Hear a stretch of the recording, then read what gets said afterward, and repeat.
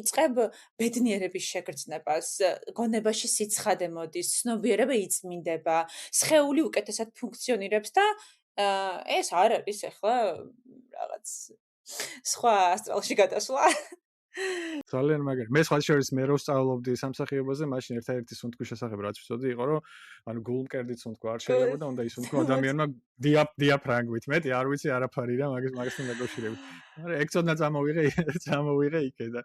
მაგაზე კვლევებია ჩატარებული და ესეთი სამეცნიერო წიგნში წერია, რამდენადაც იწვევს სუნთქვა, რომელშიც როგორც სტრესი, როგორც გონების ბურუსი, როგორც ბრონხიტი, ასთმა, კუჭნაწლავის პრობლემები, საშარდე პრობლემები, ნერვული პრობლემები, რა თქმა უნდა, პანიკური შეტევები, შფოთი, უძილობა, ინსომნია, ღამის აპნეა, კიდევ სექსუალური პრობლემები,